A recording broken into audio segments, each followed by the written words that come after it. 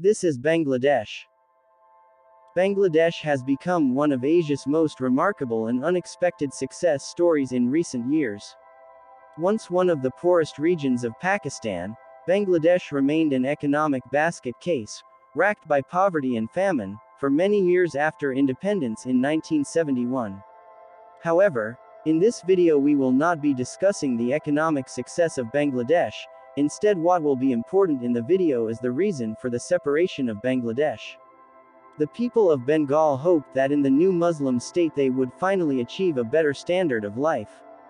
However, events did not unfold as the Bengali people had hoped. The West Pakistani government proved even more discriminatory towards the people of East Pakistan in all spheres of life: social, political, and economic. Let's first discuss the economic exploitation of the Bengali people in United Pakistan. The misery of East Pakistan was not only due to the political hegemony of the Western Wing.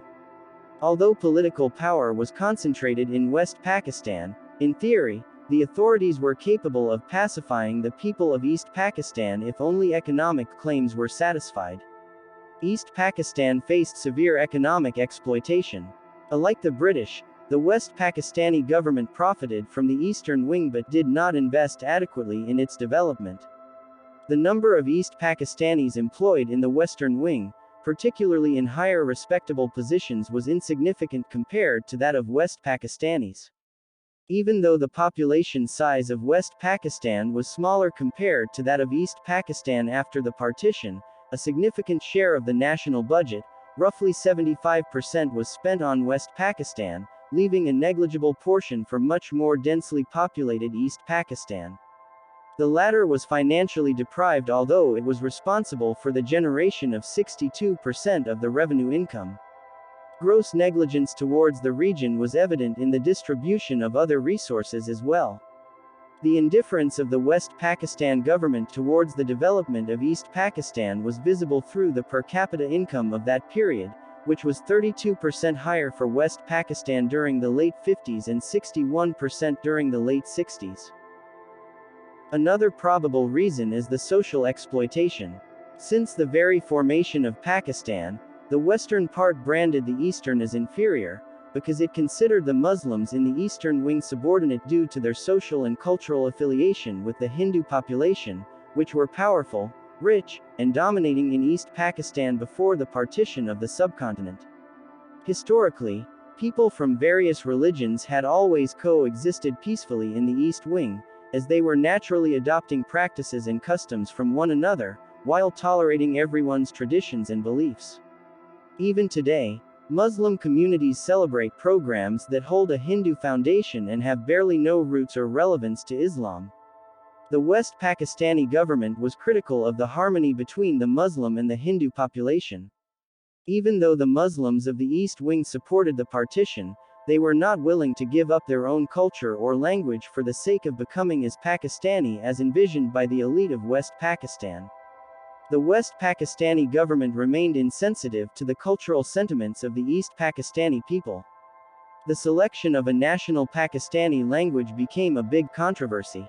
The West Pakistan government did not pay any heed to the language that predominated in East Pakistan, namely Bengali. The number of Bengali speakers was higher in comparison with the number of Urdu speakers at that time. Urdu was the language of the elite, used only by 7% of Pakistanis. In contrast, Bengali was spoken by 56% of Pakistanis at that time. The West Pakistani leaders did not consider this factor while choosing an official language. This triggered a great outrage among the people of the Eastern Wing that became to be known as the Bengali language movement. Denying Bengali its status as a state language and its intended extinction were unacceptable to the Bengali people. Coming to the last point, we would point out the political sidelining of Bengalis. The government's headquarters were established in the Western Wing. Politics was dominated by elite groups of West Pakistan, mainly the Punjabis. Minority ethnic groups, such as the Bengali population, did not have significant representation in the government. Consequently, control over state-owned organizations, governmental mechanisms, and the armed forces were in the hands of the dominant ethnic group. At the initial stages of the government's creation, the West Pakistanis sought various mechanisms to avoid handing over power to East Bengal, which harbored the majority in terms of population size. The elites of West Pakistan tried several ways to capture the control and succeeded in their attempts to dominate East Bengal through the central government in West Pakistan. During the reign of the military general Ayub Khan, the Eastern Wing suffered immeasurable losses. Political parties were not allowed to participate in the 1962 elections and many politicians of East Pakistan were prevented from propagating their ideologies. The Ayub Khan government was exclusively in favor of the Western Wing and kept power highly concentrated there. East Pakistan's discontent against the West Pakistani government was exacerbated when security measures adopted to defend the Eastern Wing were neglected during the war between India and Pakistan in 1965. Following the fall of General Ayub Khan, the next general, Yahya Khan attained dominance over Pakistan. Yahya's hope to restore peace and mutual cooperation among the Eastern and Western Wings were soon banished. The results of the 1970 elections were fatal for the political elites of the Western Wing because Awami League, a dominant political party from the Eastern Wing, won the elections. Since this did not meet the interests of the Western Wing political elite, a conspiracy was hatched. Sheikh Mujib, leader of Awami League, was kept from getting the official post. Dominant political leaders of the political parties in the Western Wing including Zulfikar Ali Bhutto convinced Yahya Khan to cancel the National Assembly meeting in Dhaka. Immediately after this development, civil unrest spread over East Pakistan, protests were held and calls for independence were chanted. The spark of the liberation war of Bangladesh was ignited. All the major points that we discussed above are probable reasons for the outrage among East Pakistanis, but the final nail in the coffin was Operation Searchlight. Operation Searchlight was a brutal and cruel military operation that took place on the 25th of March 1971. This plan was the result of the victory of Sheikh Mujib's party in the general election of Pakistan in 1970. The West Pakistani rulers had no intention of transferring the power to Sheikh Mujib. This brought fierce reactions among the people of East Pakistan. Law and order collapsed as people broke curfews imposed by the West Pakistani government. The Bengalis occupied the streets demanding freedom and self-determination for Bangladesh.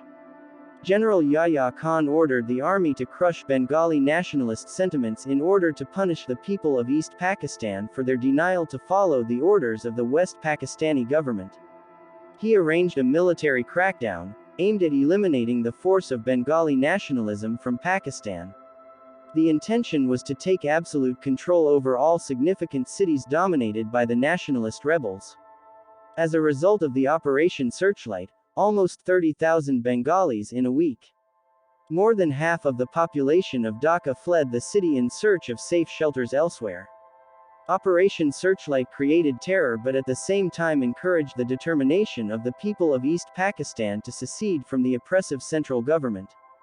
Today Bangladesh stands tall as a sovereign nation, which has broken the shackles of its genocidal past.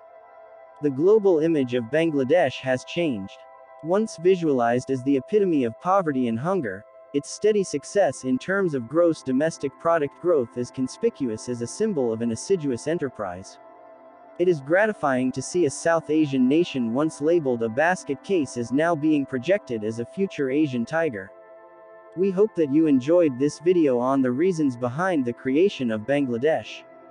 Do comment down if you would like to see a separate video on the economy of Bangladesh, or a video on the comparison of modern-day Pakistan and Bangladesh.